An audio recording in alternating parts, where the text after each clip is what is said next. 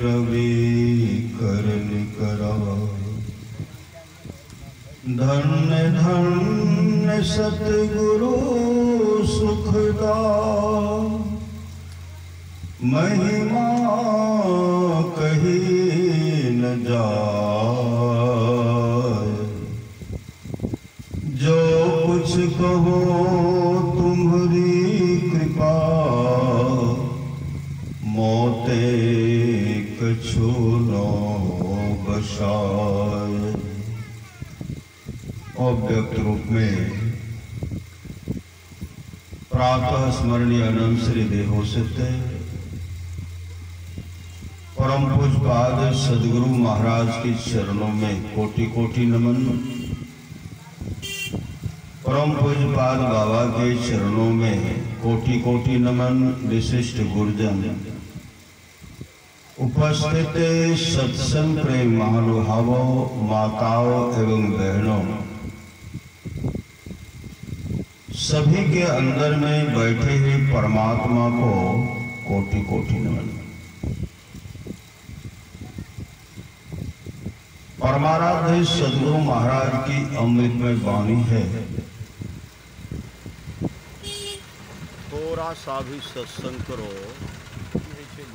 हो बुआ सके कोई में मदद करिए तो तार के जे देखो तार के जे है ना। हां ठीक है रहो ग्राम में आप बोलो आप नहीं करते लिंक टूट जाए तो बोले में करवाई करते कर लगा बस भाई देशे ना गति। परमाराध्य सदगुरु महाराज की अमृतमय वाणी है। थोड़ा सा भी सत्संग करो बड़ा लाभ होता है। जितना लाभ की बहुत धन के मिलने, बहुत विद्या के पढ़ने से नहीं होता, उतना लाभ सत्संग से होता है। नित्य नियमित ढंग से सत्संग करो। सत्संग से खाली कोई मत रहो। अभी अमृत की वर्षा हुई, अध्यात्म ग्रंथ का सार सार ज्ञान कह दिया। जिसको याद रहा उसको अमृत मिला, जिसको याद नहीं रहा उसने अमृत को खो दिया। भगवान श्री कृष्ण की वाणी है, निष्पाप उद्धव जी, कोई कितना भी अश्वमेध जग कर ले, कृष्ण चंद्रन आदि आदि व्रत कर ले, उसके द्वारा में सुलभता से प्राप्त नहीं होता। बस एक सत्संग ऐसा जरिया है जिसके द्वारा में सुलभता से प्राप्त हो जाता, उस भक्त के बस में हो जाता और उस भक्त का परम कल्याण हो जाता। परमाराध्य समाज की अमृतमय वाणी है, जिसके आसपास में सत्संग हो, वहां के लोग घर में बैठे रहे, सत्संग में नहीं आवे नहीं जाए, समझिए ऐसे लोगों का भाग संस्कार बहुत गिरा हुआ है। ऐसे लोगों का भाग संस्कार बहुत गिरा हुआ है। पुनः सदगुरु महाराज कहते हैं उत्साह के साथ सत्संग कीजिए। जो सत्संग के उत्साह में विघ्न डालते हैं, परमात्मा उनको दंड देते हैं, परमात्मा उनको दंड देते हैं, परमात्मा उनको दंड देते हैं। जाओ, मैंने 3 बार कह दिया। सत्संग करने के लिए बादशाही ठाट बाट की जरूरत नहीं है।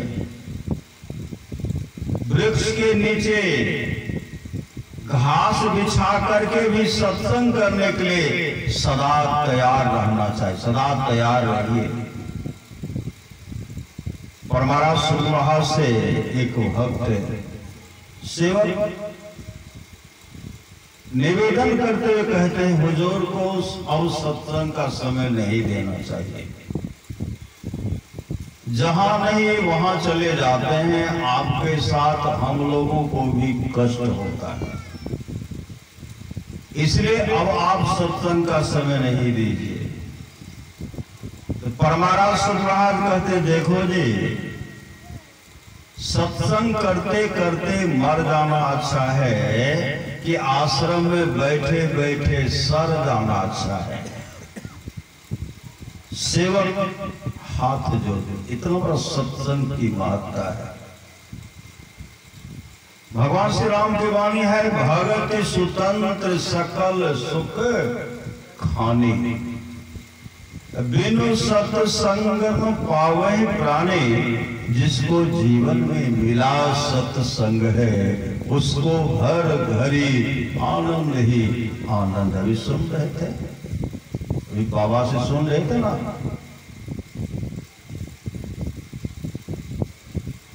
थोड़ा सत्संग की परम कल्याण हो गया।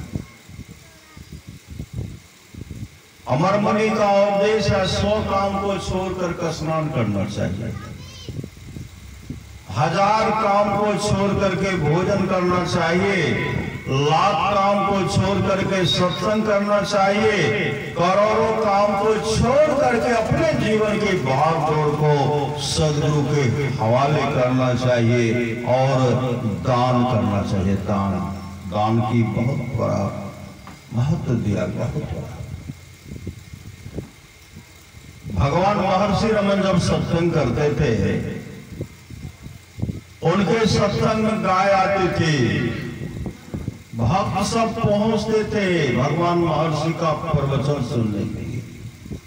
भगवान महर्षि रमन की अपनी मौज, अपनी इच्छा होती थी, तब वो प्रवचन सुनाते थे। कतार की कतार लोग भक्त सब बैठे रहते थे, बाघ, सिंह, चीता, अजगर तक उनके सत्संग आते थे, पक्षी सब उनके सत्संग आते थे।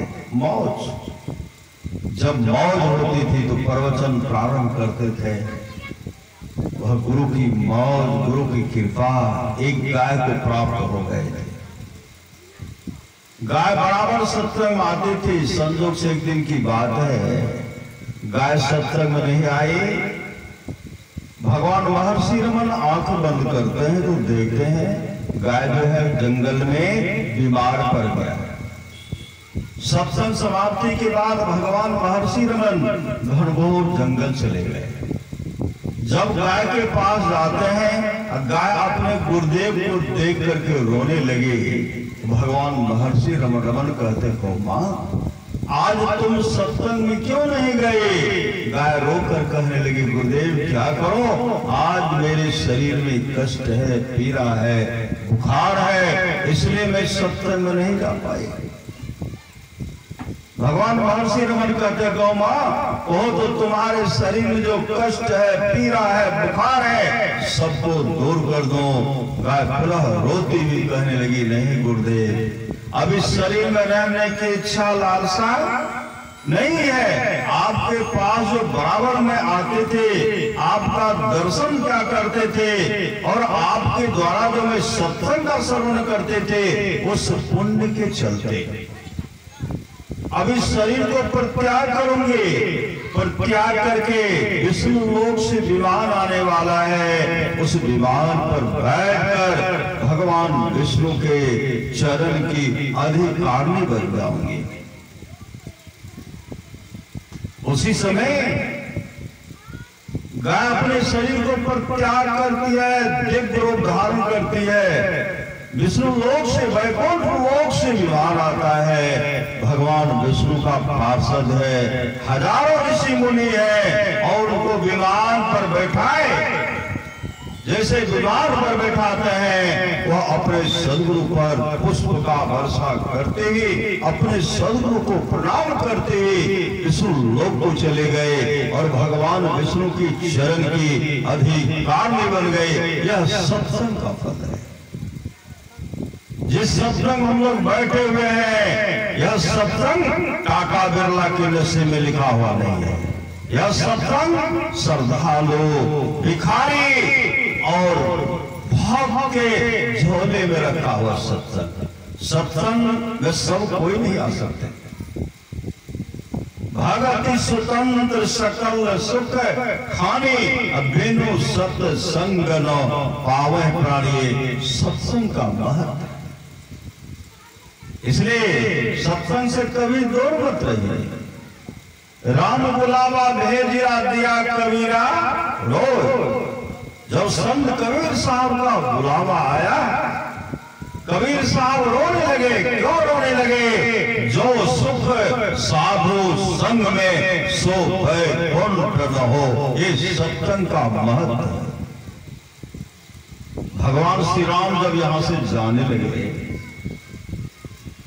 सब भक्त कहते हैं हम भी आपके साथ चलेंगे प्रभु, मैं भी चलूंगा, मैं भी चलूंगा, मैं भी चलूंगा। सब करे हम भी चलेंगे, हम भी चलेंगे।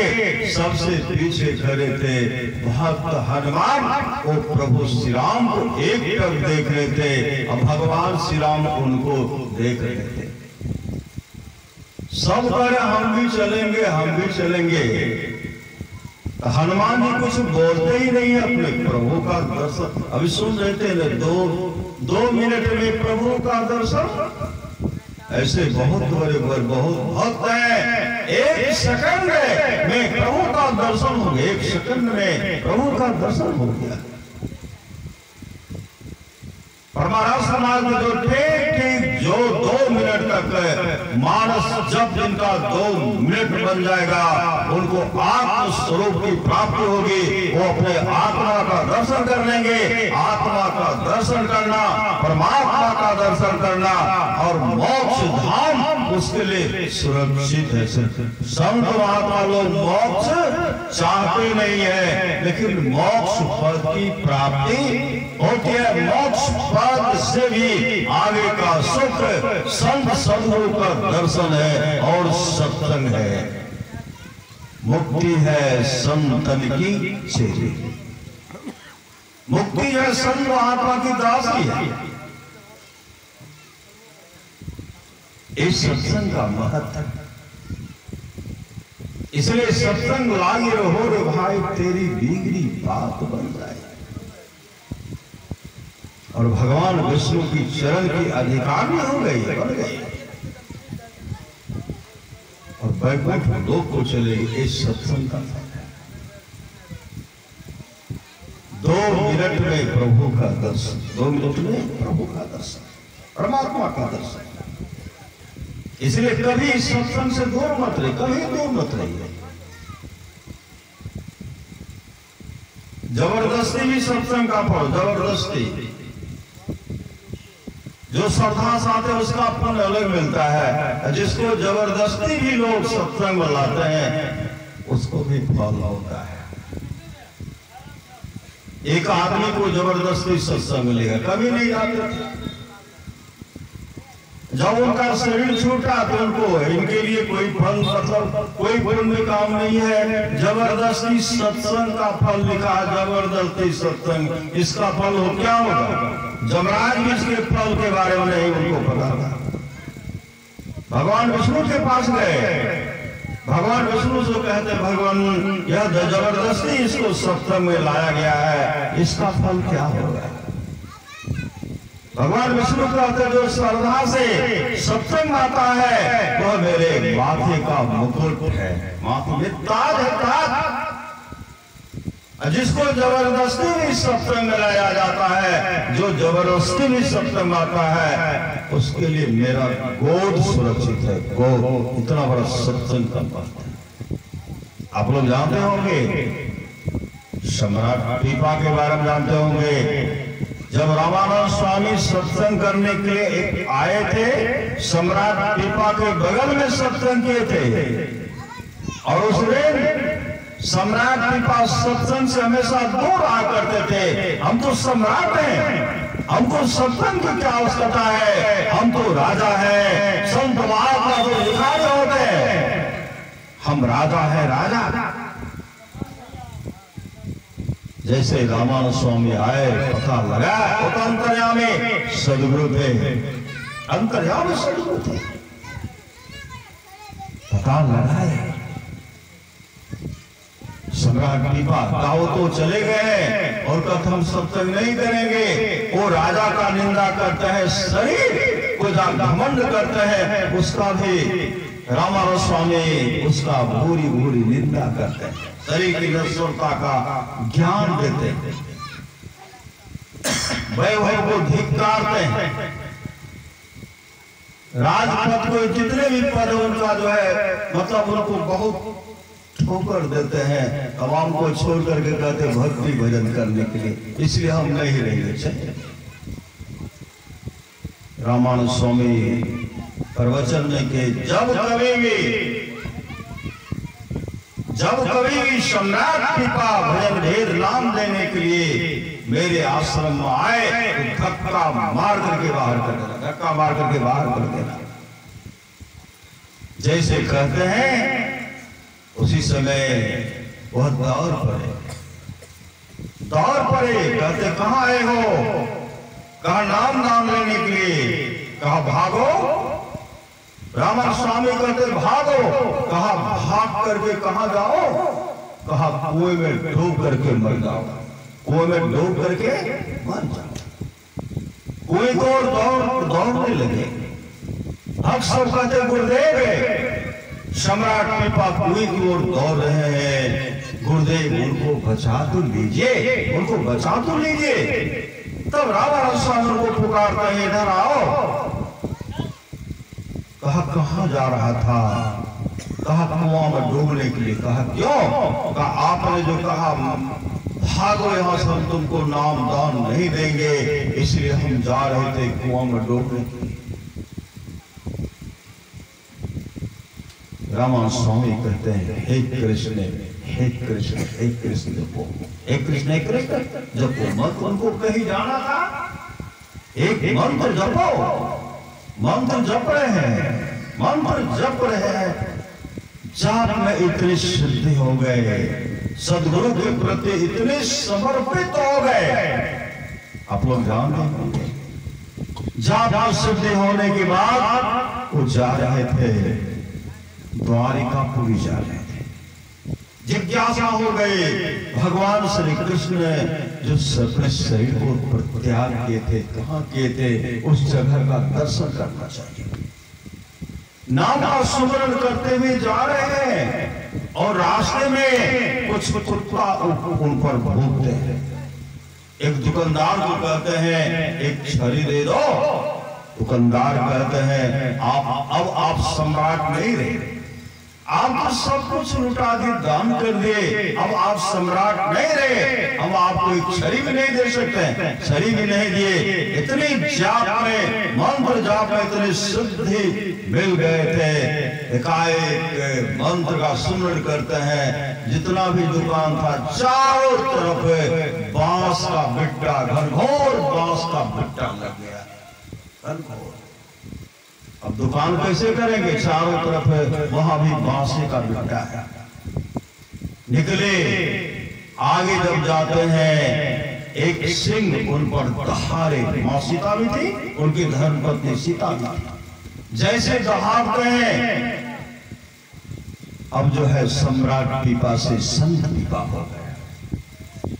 सिंह को पकड़ कर कैसे कान को अमेटते, कान को बहुत सम्राट के बहुत बड़े ताकतवर थे, कान को ऐसे अमेटते हैं, बच्चा को जैसे घुमाते हैं उसी तरह उनको घुमा रहे हैं। एक थाप इधर से मारते हैं, अब दूसरे थाप दूसरे काल में मारते हुए कहते हैं हे कृष्ण क्यों नहीं जपते हो, लोगों का हिंसा क्यों करते हो। दो थाप में उसका विचारधारा दिशा और दशा बदल गया, जंगल की राह ले लिए और 7 दिन तक जंगल में घूम रहे थे और उनके मुख से निकलता था हे कृष्ण की सब हे कृष्ण हे कृष्ण का उनके मुख से वो बरबराता है। 8वें दिन जब जमीन पर गिरा, चारों तरफ जमीन पर घूर रहे हैं, मुख से निकलता हे कृष्ण हे कृष्ण हे कृष्ण। जब वो अपना शरीर को त्याग करने के बाद वही बन गए भक्त नरसिंह मेहता, बन गए भक्त नरसिंह मेहता। आप लोग जानते होंगे हर्षण भक्त नरसिंह मेहता जन्म से गूंगे थे, जन्म से गूंगे, जन्म से गूंगे। और उनके दादी क्या करते थे, बराबर सत्संग में लेके जाते थे कि बाबा यह मेरा पोता, इनको आशीर्वाद दीजिए। कभी सत्संग को नहीं छोड़ते थे। सत्संग में जाएंगे तो संत सदगुरु का दर्शन होगा, बाबा यह मेरा पोता है, इनको आशीर्वाद दीजिए। जाते थे, जो कहते जिनको आशीर्वाद देना था देते थे। लेकिन एक दिन सच्चे सदगुरु मिल गए, वह भागते हुए खेल रहे थे, भागते हुए संत सदगुरु के पास सत्संग हो रहा था, वहां भाग गए। उनकी दादी खोजते वहां गए, तो यहाँ क्या कर रहा है, तो यहाँ क्या कर रहा है। संत सदगुरु के बगल बैठे हुए, उनकी दादी भी संत सदगुरु को प्रणाम करती हैं और दादी कहने लगी, बाबा यह मेरा पोता है, यह गूंगा है, इनके गूंगापन को दूर कर दीजिए। महात्मा जी कहते हैं, आए बालक जपो राधे गोविंद। बालक एक टक देख रहे, एक टक देख रहे हैं, ऐ बालक जपो राधे गोविंद। कई बार मंत्र का उच्चारण के लड़का शांत होकर के सुन रहा था, एकाएक उनके मुख से निकलता है राधे गोविंद, राधे गोविंद। जैसे राधे गोविंद करने लगे, नाचने लगे। बहुत बड़े संत हुए संत, जैसे उनके मुख से आवाज आ गया, राधे गोविंद कहने लगे। साया शादी हुई, भाई उनको अलग कर दिए, भोजन देना बंद कर दिए, अलग कर दिए। लेकिन उस विपत्ति में भी कभी अपने इष्ट को, अपने सदगुरु को भूले नहीं, सत्संग छोड़े नहीं। जब सत्संग में जाते थे, वहां से आके जब लेट हो जाता था, उनकी भाभी किवाड़ को बंद कर देते थे। जाड़े के समय में बाहर में लेटे हुए हैं, कहीं भटक रहे हैं, न भोजन के लिए पूछते थे, न रहने के लिए कहते थे। जाड़े के समय जाड़े में ठिठुरते थे, उस समय भी उनके मुख से निकलता था मंत्र राधे गोविंद, राधे गोविंद को सुमंत्र को जपते रहते थे। ऐसा एक दिन की बात है, भगवान कृष्ण अक्रूर जी से कहते हैं, अक्रूर जी वह मेरा भक्त जो है नरसिंह मेहता जो है, उसको घर से निकाल दिया गया है, उनको रहने के लिए घर नहीं है, भोजन का अभाव है, इसलिए उसके पास जाइए, भोजन का व्यवस्था कीजिए। भगवान कृष्ण अपने से वहां भोजन उनको पहुंचाते थे। और नरसिंह मेहता के जीवन में ऐसा हुआ, इतने सत्संग के प्रति, भगवान के प्रति इतने तन्मय हो गए। अक्रूर जी जमीन खरीद करके उनको सत्संग घर बना देते, मंदिर बना देते। और मंदिर बनाने के बाद भगवान कृष्ण कहते हैं, अक्रूर जी नरसिंह मेहता से पूछिए उसके आश्रम में कितने साधु का भोजन चाहिए, कितने लोगों का भोजन। जैसे पूछते हैं, नरसिंह मेहता के मुख से निकलता है, मेरे आश्रम में प्रत्येक दिन 500 साधु का भोजन होता है। 500 साधु का भोजन कहां से साधु आएंगे, तो 500 साधु का तो साधु आते थे, भोजन करते, सत्संग बराबर होते रहता था। इस सत्संग का फल है, करिए लेकिन सत्संग को बाधा सकल मिटा, यह अवसर फिर ना मिले दुर्लभ नर्तन पर। उसी समय संत पीपा और उनकी धर्म पत्नी मां सीता थी, द्वारिकापुरी चले गए। वहां के भक्त से पूछते हैं कि भगवान कृष्ण अंतिम में जल समाधि कहां लिए थे, कहां लिए थे। सब भक्त बताए इसी द्वारिकापुरी के समुद्र में। उसी समय वह मंत्र का सुमरण करते हुए परमारस महाराज कहते, गुरु धन्य है, गुरु धन्य है, गुरु धन्य है दाता दयाल, दया करे ओ गुण हरे, दे टाल भव जंजाल, सब मिल हो जपते रहो जी, बने रहो कुशाल, हर दम रटो कब हो न हटो, तो ही झेलेगा मकाल। गुरु धन्य है, गुरु धन्य है, गुरु धन्य है दाता दयाल। मंत्र का सुमरण करते हुए संत कृपालु की धर्म पत्नी नाम का उच्चारण करते हुए द्वारिकापुरी के समुद्र में कूद पड़े। समुद्र के गर्भ में 7 दिन तक अंदर में छिपे रह गए। तमाम लोगों के मन हुआ कि संत दीपा शरीर को परित्याग कर दिए। 7वें दिन जब वहां से निकलते हैं, उनका पीताम्बरी भी भीगा हुआ नहीं था और दोनों का वस्त्र भीगा हुआ नहीं था। जब निकले तो उनको भगवान कृष्ण का दर्शन, अंदर में भगवान कृष्ण, माँ रुक्मणी का भी दर्शन हुआ था। वो तमाम बाहर बताए और धर्म का प्रचार किए। इस सत्संग और संत सदगुरु की कृपा। तो मैं कह रहा था, सब करे प्रभु हम आपके साथ चलेंगे। हनुमान कुछ नहीं बोलते हैं। वही भगवान श्री राम कहते, पुत्र हनुमान, सब तो मेरे संग वैकुंठ चलने के लिए तत्पर हैं, तुम कुछ नहीं बोलते हो। हनुमान जी कहते हैं, भगवान आप जिस वैकुंठ लोक के बारे में चर्चा कर रहे हैं, वहां सत्संग होता है। तो भगवान श्री राम कहते, पुत्र हनुमान, जो भक्त पूजा करके, पाठ करके, तपस्या करके मेरे वैकुंठ लोक को चले जाते हैं, वह भक्त मेरे सामने बैठता है, वह भक्त मुझे देखता है, मैं अपने उस भक्त को देखता हूं। तो वहां सत्संग की क्या आवश्यकता है? हनुमान जी कहते, भगवान प्रभु क्षमा करें, हम वैकुंठ लोक जाना नहीं चाहते हैं, मुझे तो सत्संग चाहिए। तो भगवान श्री राम कहते, पुत्र हनुमान, घोर कलिकाल तक तुम सत्संग का प्रचार करो, धर्म का प्रचार करो। जब कलयुग में महाप्रलय हो जाएगी, महाप्रलय होने के बाद तुम मेरे वैकुंठ लोक को आ जाना, तो मेरे वैकुंठ लोक को आ जाना। हनुमान जी अभी भी सत्संग करते हैं। परमाराज सदगुरुराज के सत्संग में हनुमान जी उपस्थित होते थे। परमाराज सदगुरुराज का प्रवचन होता कुर्सेला में, हनुमान जी वहां प्रकट हो गए। हनुमान जी रक्षा किए।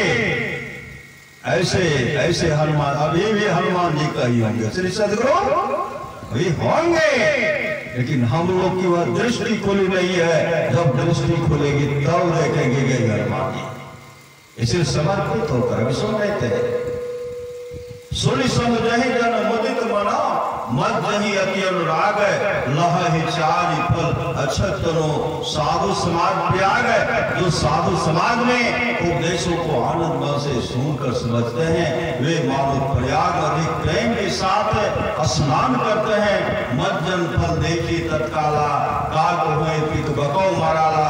सुनि आचरज करे जन कोई, सत्संगति महिमा नहीं कोई। वाल्मीकि नारद घट जोनी, निज निज मुखन कहे निज होनी। जल चर थल चर नभ चर नाना, जे जर चेतन जीव जहाना।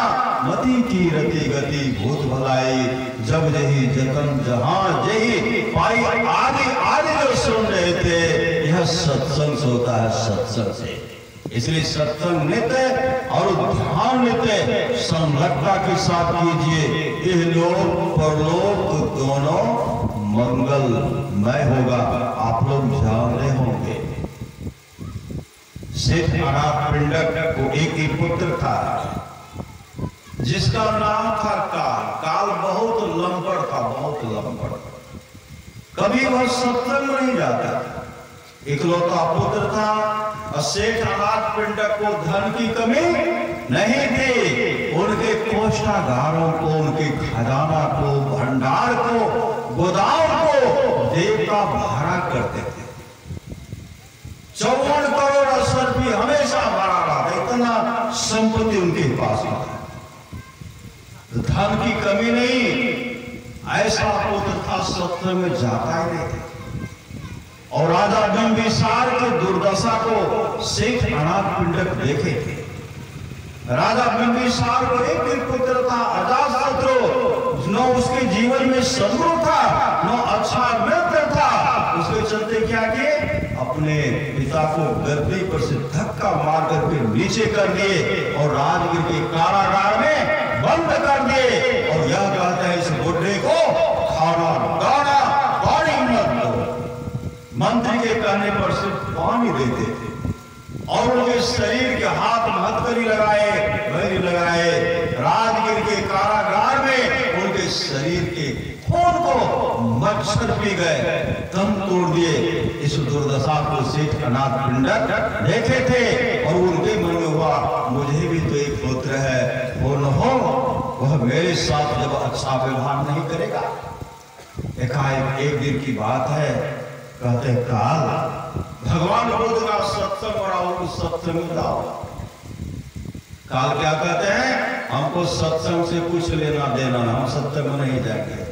लालची कई बार के नहीं माने, तब सेठ अनाथ पिंडक कहते हैं अगर आज तुम सत्संग में जाओगे तुमको 100 कांसापन देंगे। कांसापन 100 कांसापन का नाम सुनते ठाकुर लालची आज सत्संग में जाएंगे, 100 कांसापन दीजिएगा।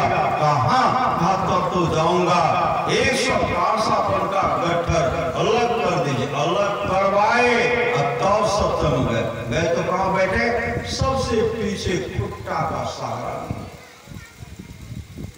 खुट्टा का सहारा लिए गहरी नींद में, गहरी नींद में सो गए। गहरी नींद प्रवचन हो रहा, फिर नींद टूटा, उठ करके मन कभी सत्संग सुनते तब तो कई गांव घूमते घूमते कई गांव चले गए। दूसरे दिन घर आए। सेठ अनाथ पिंडक काफी चिंता करते थे, इकलौता पुत्र है, कहाँ मेरा पुत्र चला गया। उसी समय आ गए, कहते हैं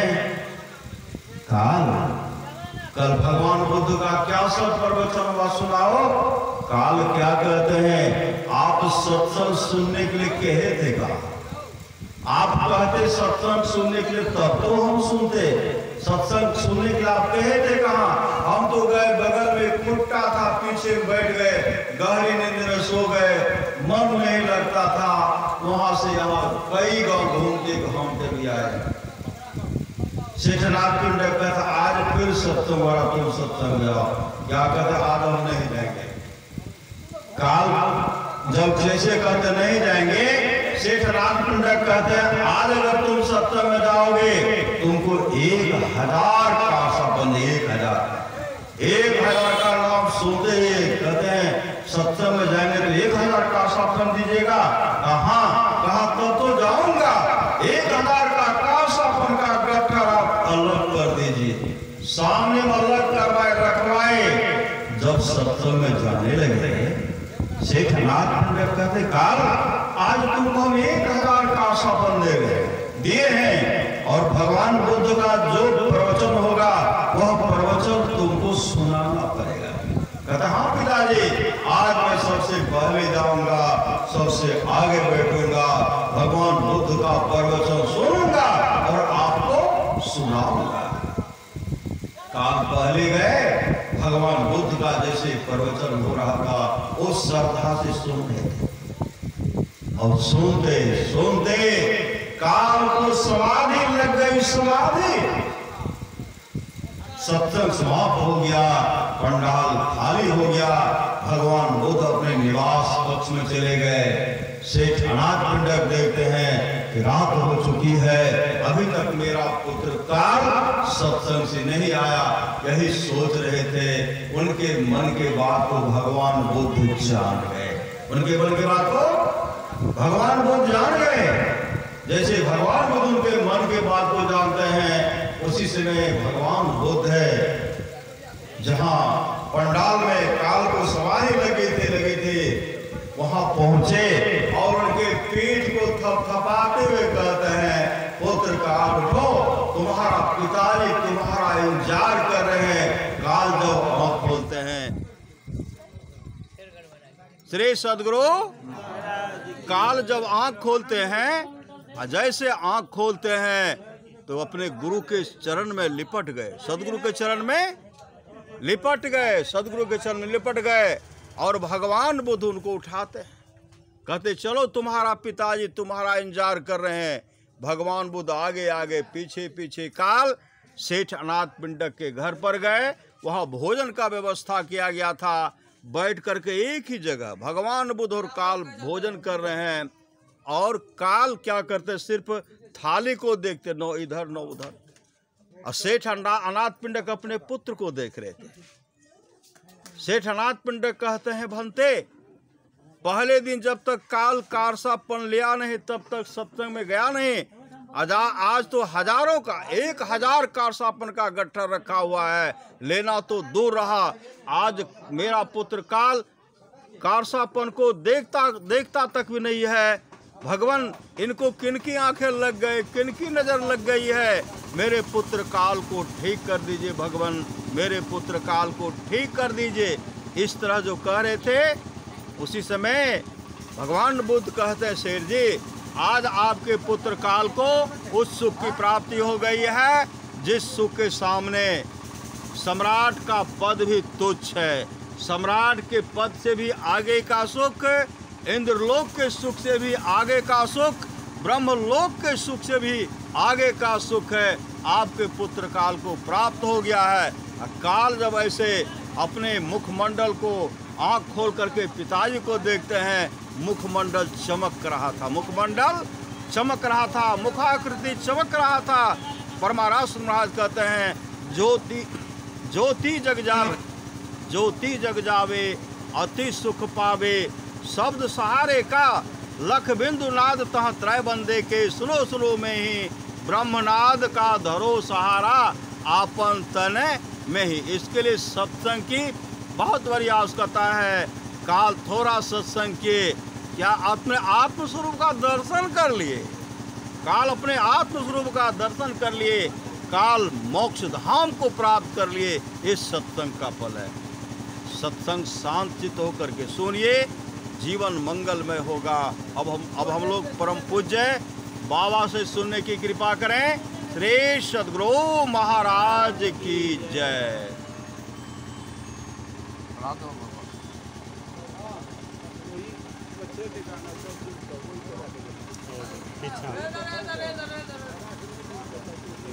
पीछा क्या दिया, पीछा क्या दिया, जेद हो न उससे काम थोड़ा सा पीछे माते सबसे सब काम करवा।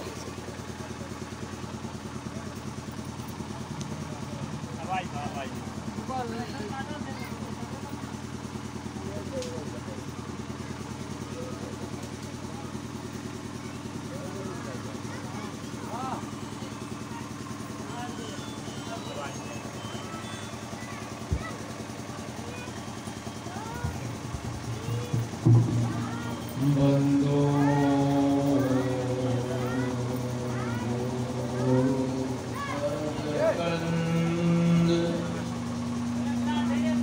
कृपा